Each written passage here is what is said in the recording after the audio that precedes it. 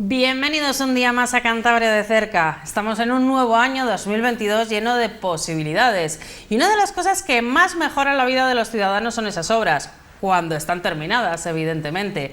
La verdad que Cantabria tiene muchísimos proyectos para este 2022. Vamos a hablar de todos los que nos dé tiempo, porque ya les avanzamos que son un montón de ellos.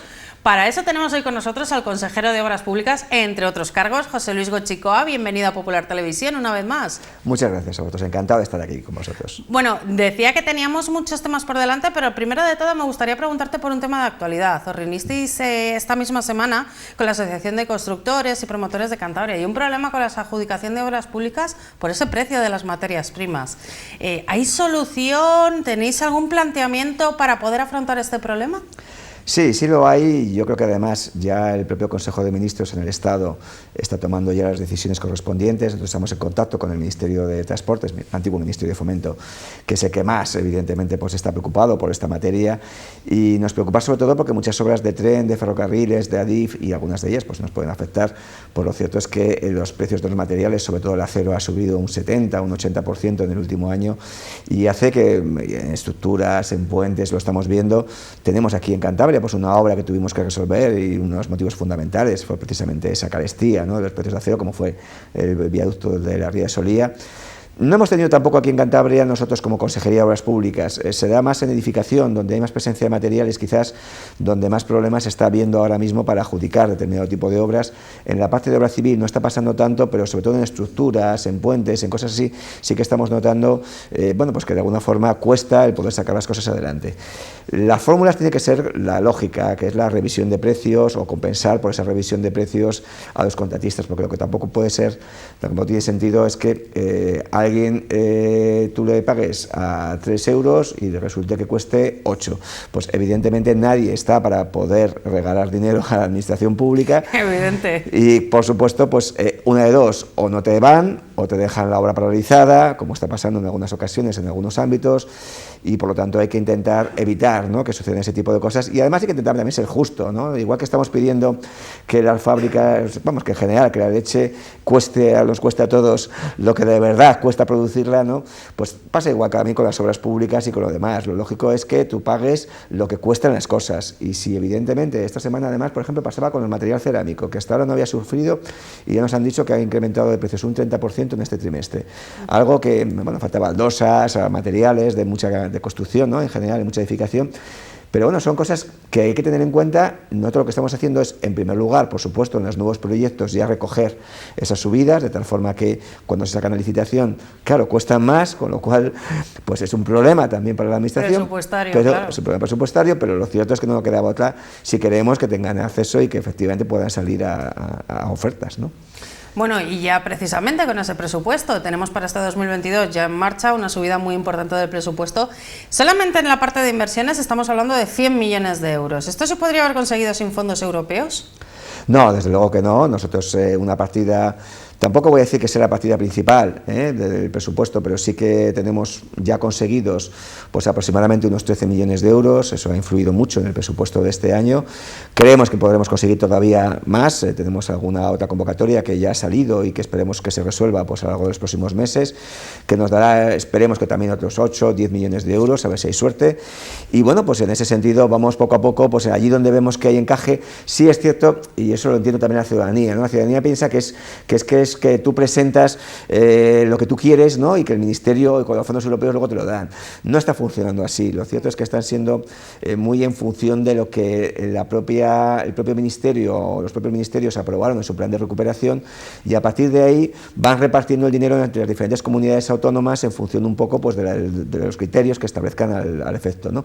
Eso significa que no es que yo, por ejemplo, en carreteras, pues en carreteras no hay nada, porque en carreteras de alguna forma no hay nada, salvo que sea pues para algún carril bici, salvo que sea para algún paseo ciclable o algún aparcamiento o alguna cosa similar, pero desde luego lo que serían cuestiones relacionadas con nuevas vías de comunicación, con nuevas carreteras, ahí es imposible conseguir fondos europeos. Sin embargo, para otro tipo de alternativas sí. Entonces ahí vamos un poco, pues lo que vamos haciendo es dirigiéndonos hacia allí donde vemos que puede haber posibilidades. Abastecimiento de agua, pues hemos conseguido 5 millones, aparcamientos disuasorios, carriles bici, inundaciones, cosas en las que vemos que sí que hay posibilidades posibilidades de con los fondos europeos conseguirlo, y es donde estamos dirigiendo el esfuerzo. Muy importante, estamos hablando de un presupuesto vivo, entonces podemos llevarnos sorpresas a lo largo del año de que se vayan ampliando los fondos que nos llegan. Así es, yo por ejemplo en materia de inundaciones espero que se amplíen y espero que ganemos algún tipo de concurso en este año para poder actualizar e incluso incrementar esas cantidades. Bueno, repasando un poco principales inversiones, una que no se suele ver, pero que luego una vez terminada beneficia mucho a los vecinos, son esa mejora en las redes de abastecimiento, de saneamiento de aguas en los diferentes ayuntamientos de Cantabria. ¿Qué tenéis previsto para este año? Las obras más destacadas, evidentemente, sí, que son un montón de ellas. Pues la verdad es que ahí nos hemos centrado en materia de abastecimiento muchísimo, porque además era la forma de conseguir los fondos europeos, como he comentado, en precisamente intentar reducir las pérdidas de agua que se ocasionan en la red. Es algo que al final provoca muchísimos problemas en el día a día de la gente, porque cada 2x3 pues hay averías constantes que no te llegan a tu domicilio. Estamos hablando de tuberías de fibrocemento que ya no se emplean, vamos, ya todas las tuberías ahora mismo son de materiales plásticos o de materiales de fundición, pero en aquel momento pues había esa costumbre, ¿no?, de ese tipo de materiales, y eso genera muchísimos problemas de roturas constantes de tuberías en determinadas zonas. Eso, además de suponer tener que levantar, que pasa mucho en muchas ciudades, ¿no?, pues de alguna forma para poder arreglar averías, pues problemas. Yo me acuerdo incluso, fijaros, hace años de una vez tuvimos que coger y plantear, porque claro, pues se podía quedar Valdecilla sin agua, algo que dices, bueno, pero ¿cómo es esto posible? Y estuvimos hablando con el hospital de Valdecilla, porque había una avería, evidentemente, en la red de distribución de agua, y había una serie de horas para arreglar la avería, o si no, el depósito no daba abasto para poder solventar lo que sería el abastecimiento de agua, algo que es fundamental. O sea, no vamos a coger y dejar operaciones sin funcionar, ni que los médicos no puedan actuar de forma constante. Y tuvimos que coger y pedir prestados unos camiones de bomberos, desinfectarlos, que nos dejó la Nestlé en su día, y muchas gracias por ello, que se desinfectaran en su fábrica, y a partir de ahí llevarlos con agua, por si acaso, al hospital, para establecer un mecanismo rápido a tal. Afortunadamente la avería fue capaz de resolverse en el plazo estipulado, no hizo falta todo eso, pero al final tenemos que intentar reducir en la medida de lo posible la cantidad de averías que se originan y la cantidad de agua que se pierde y que luego da lugar a que a lo mejor en verano pues estemos sin agua, ¿no?, lo cual tampoco tiene mucho sentido. Por ese motivo hemos hecho un esfuerzo muy importante y ahí hemos conseguido, tenemos actuaciones prácticamente en casi todos los lugares. En el plan DEVA 1,5 millones de euros, en el plan PAS pues tenemos 2 actuaciones, cada una de 800.000, otra de 700.000, en el plan ASON, en el plan Aguanaz, es decir, prácticamente plan Castro, plan Reynosa, prácticamente en casi todos los sitios estamos intentando pues sustituir esas tuberías más antiguas por tuberías modernas que no van a tener ningún tipo de problema y que por lo tanto van a mejorar la calidad, la fiabilidad y el que siempre haya agua y de buena calidad. Y relacionado también con el agua, aunque en otro aspecto, el tema de las inundaciones. Se están desarrollando obras, hemos visto por ejemplo el ejemplo de Reynosa, el río Híjar, que se han hecho la mayoría de las actuaciones, la verdad que ha funcionado bastante bien para prevenir esos grandes desbordamientos que se podían haber producido.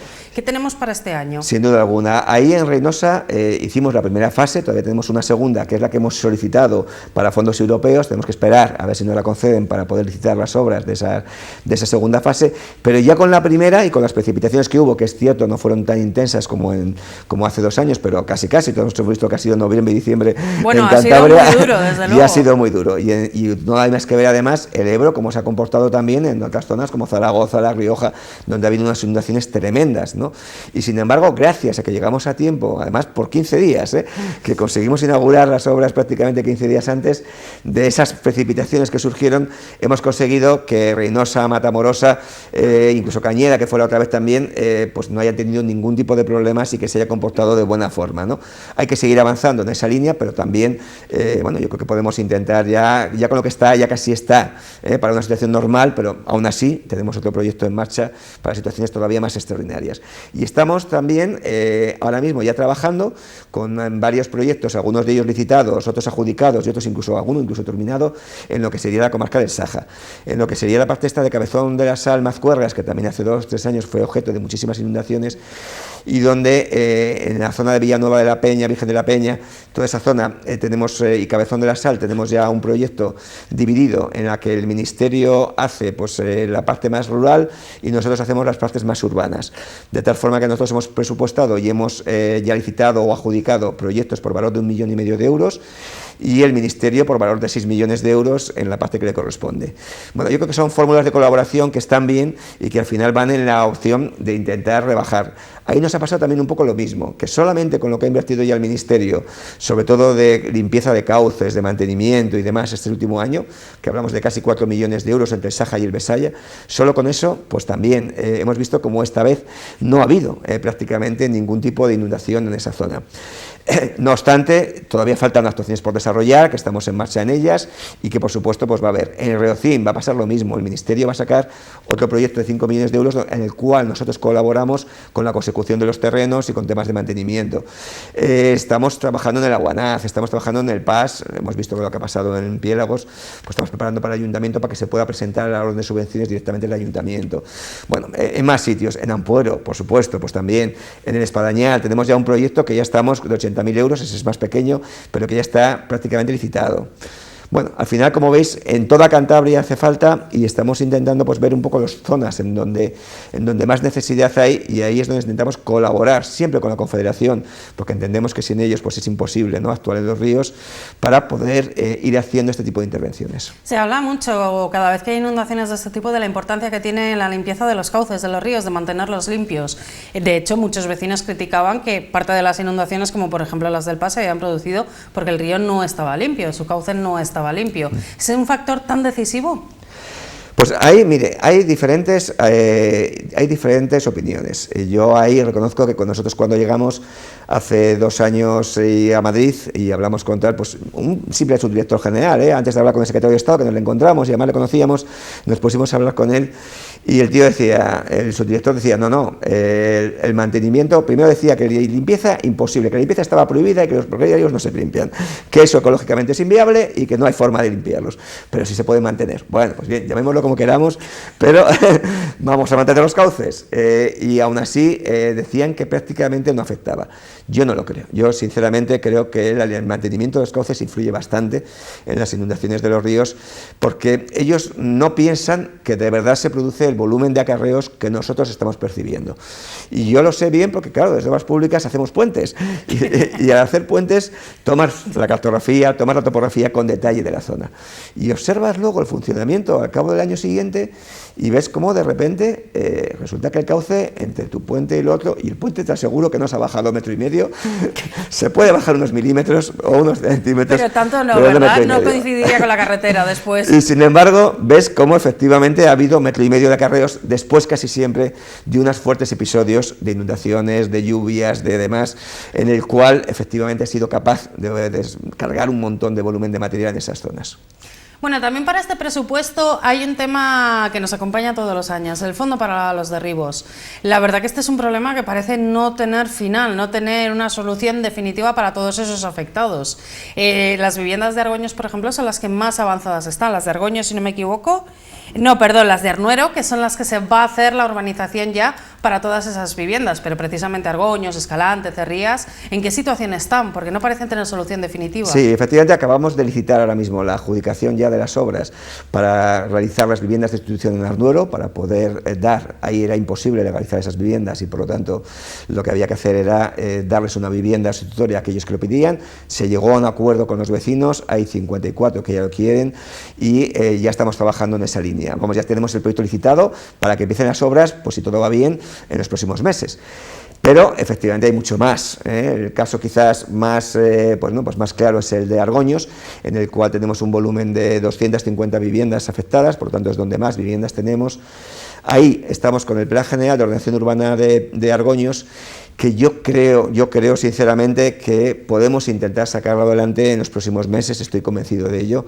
Yo creo que ya está en sus últimas, ya pasó por una Comisión Regional de Ordenación del Territorio y Urbanismo, ya tiene la declaración de impacto ambiental, que es fundamental en este tipo de planeamientos.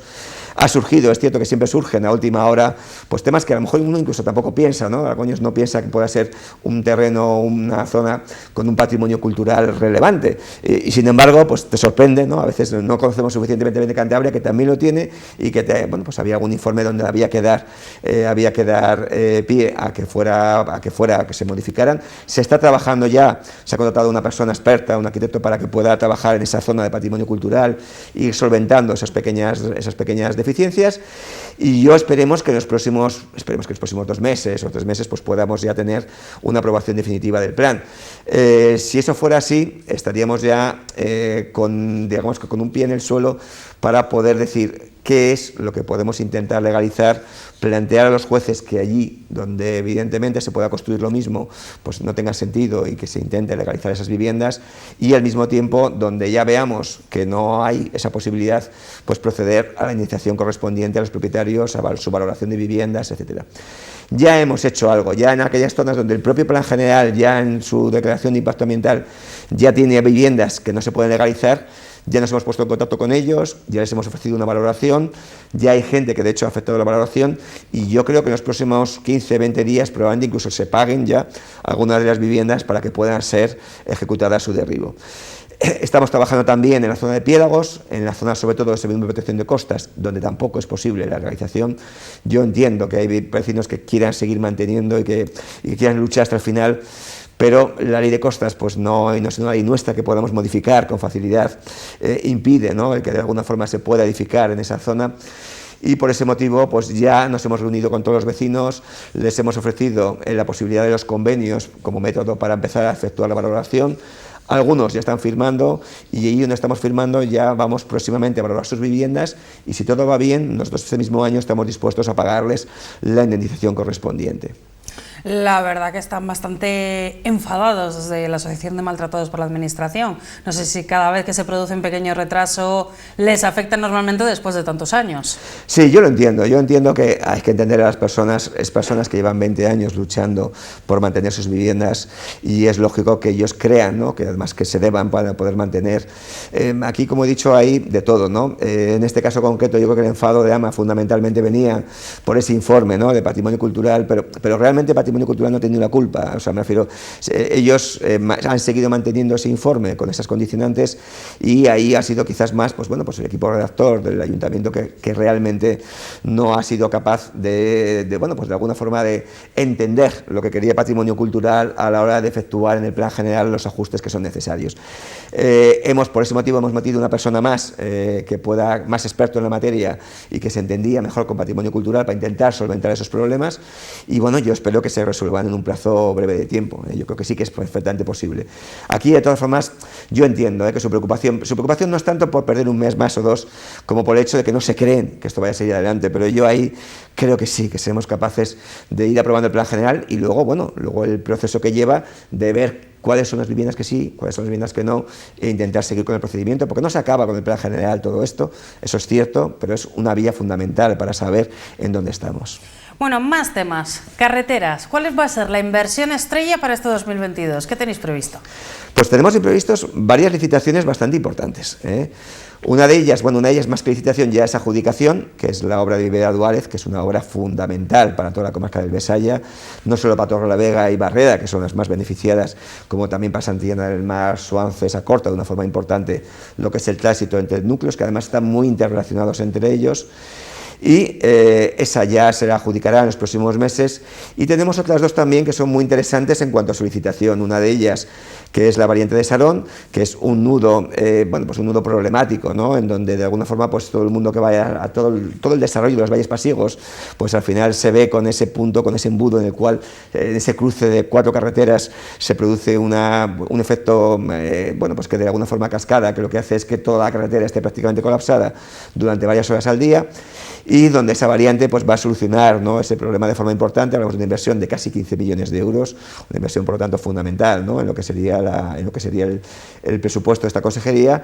Y también tenemos otra también muy importante, que es la variante de Renedo, que además es así que tiene cofinanciación por parte de la Administración General del Estado, porque también solventamos el problema de lo que sería el paso a nivel de Renedo de Piélagos, y por lo tanto pues posibilita el que las cercanías del ferrocarril funcionen mucho mejor en toda esa zona, o sea que también hablamos de algo importante para lo que sería no solo la carretera, sino el ferrocarril, y donde tenemos también ya el proyecto pues prácticamente finiquitado, con un presupuesto pues también de 13 millones de euros, que es un presupuesto pues también elevadísimo, ¿no?, en los tiempos que corren.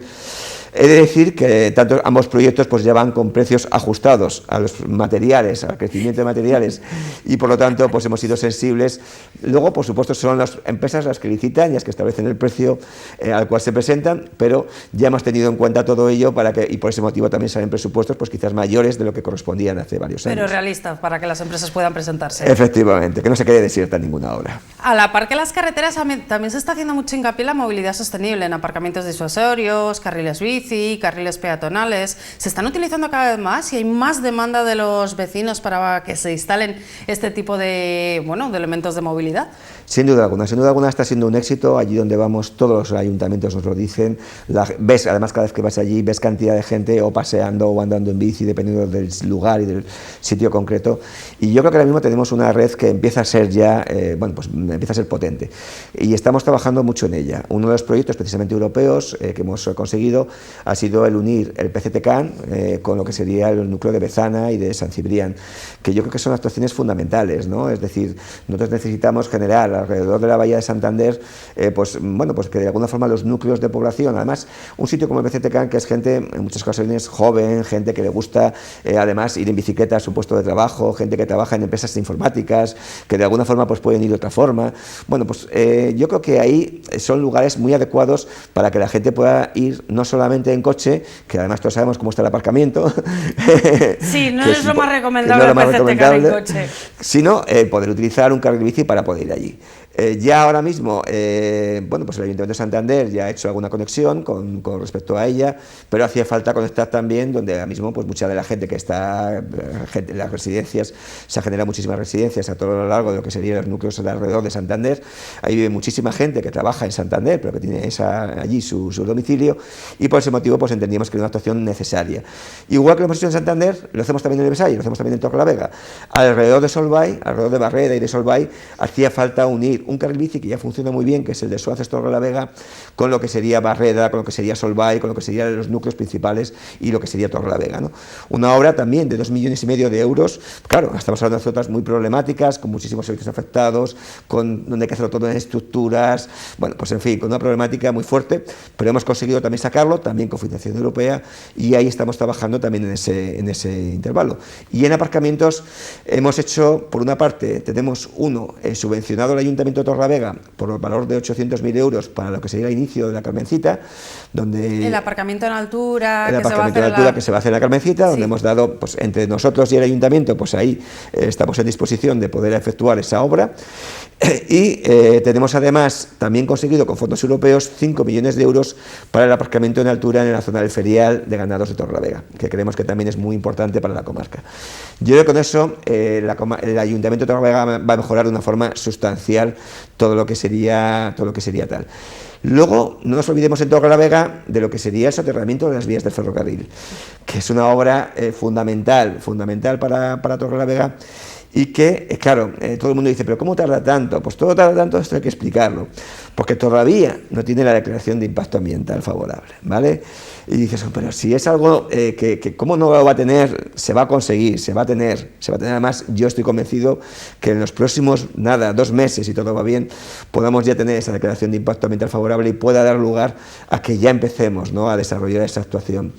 Se ha ganado además un aparcamiento de digo, subterráneo, que también va a ir englobado en la actuación, pero no es eso lo que está pendiente, sino que lo que está pendiente es la declaración de impacto ambiental, y en cuanto se tenga, ya el propio Ministerio va a sacar a licitación lo primero de todo, que es la primera fase, que es lo que sería la vía provisional, una vía que de alguna forma permite trabajar posteriormente en donde ahora mismo están las vías.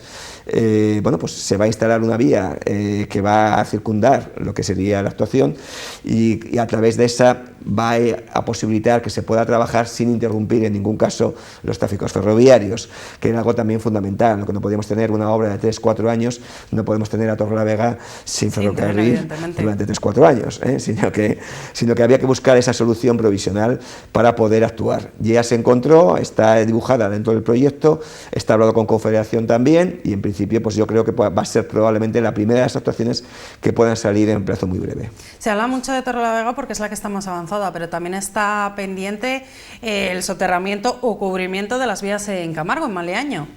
Sí, en el municipio de Maliaño, ahí lo que pasa es que no hay todavía convenio firmado, ahí está negociando el ayuntamiento con el ministerio y parece que de momento no se acaban de poner de acuerdo. Entonces, yo creo que está próximo a que se pongan ya un acuerdo. Nosotros ahí somos un poco más interlocutores, nosotros apoyamos cualquier tipo de proyecto de este tipo y lo apoyamos siempre, pero claro, tiene que haber que el ayuntamiento y el ministerio se pongan previamente de acuerdo en cuál es la solución, ¿no? Si no, pues evidentemente no tiene sentido. Pasa un poco también lo mismo en el caso de Santander, ahí sí que tenemos el convenio ya firmado y ahí sí que, bueno, pues yo espero que el ayuntamiento pues ya, bueno, pues después de haber efectuado pues ese proceso de participación pública que ha desarrollado y demás, pues ya nos dé el visto bueno o del visto bueno para que efectivamente esa obra pueda salir adelante, ¿no? Bueno, esto en cuanto a los presupuestos, pero también me gustaría preguntar porque hay una ley importantísima, la Ley del Suelo de Cantabria, evidentemente con polémica como todas las grandes leyes, no conozco ninguna en la que no haya habido discusión. Se ha ampliado el plazo para mejorar el diálogo, el plazo de presentación de enmiendas. ¿Dónde están los principales puntos de fricción en esta ley? Sí, pues yo, vamos a ver, nosotros ya desde el inicio, y hay que decir que ahí nosotros nos hemos acomodado mucho a lo que de verdad nos planteaban también algunas asociaciones ecologistas, porque hay que entender que también el territorio de Cantabria, pues evidentemente es muy valioso y tenemos que ser también consecuentes con que queremos preservar nuestra tipología, nuestra arquitectura, nuestro urbanismo. Ahí había habido algún artículo que habíamos copiado del proyecto de ley anterior que generó muchos problemas y ese yo creo que ha sido tremendamente mejorado después de esa exposición pública que hubo. No obstante, aún así, claro, el problema que surge es que hay algunas agrupaciones que quieren, ¿no? Que es que Cantabria no crezca, sino que decrezca.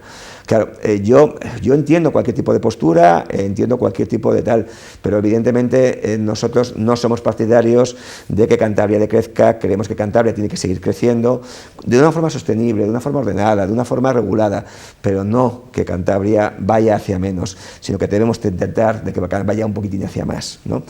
Y en ese sentido, claro, nosotros seguimos manteniendo evidentemente los crecimientos urbanísticos alrededor de los núcleos, diferenciando además lo que es una Cantabria más urbana, una Cantabria más de la Bahía de Santander, de los grandes núcleos de población, donde el crecimiento pues tiene que ser pues como hasta ahora, ¿no? Con suelos urbanos y urbanizables que se establezcan en los planeamientos generales de ordenación urbana, y una Cantabria más rural, donde no tiene sentido que hagamos, pues imaginemos por ejemplo, no sé, un núcleo como Carmona o un núcleo como Vega de Liébana.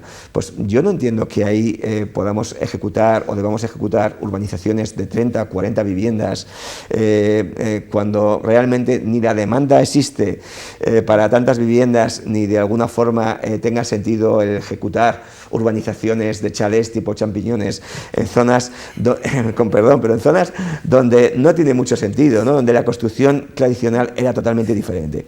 Yo creo que ahí lo tenemos que ir a una construcción más de vivienda unifamiliar aislada, próxima al núcleo, donde de alguna forma la persona que tenga una parcela pues pueda seguir construyendo. Eso algunas agrupaciones ecologistas entienden que no es así, que entienden que solamente se debe rehabilitar y no se puede construir más, pero nosotros ahí creemos que es un punto en el que la gente, yo creo que además está con nosotros y quiere de verdad ese tipo de crecimiento. Muy brevemente ya, ¿hay plazo para la aprobación de esta ley?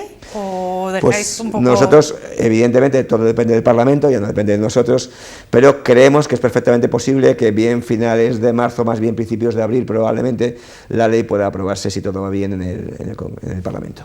Bueno, José Luis, pues con esto ya nos despedimos, nos hemos quedado sin tiempo ya para más. Muchas gracias por haber estado con nosotros una vez más. Muchísimas gracias a vosotros, un saludo a todos. Muchas gracias también a todos ustedes que han estado aquí. Volvemos el próximo martes, como siempre, a partir de las 10 de la noche. En este caso vamos a hablar de empresa y de empresa familiar. Nos vemos entonces.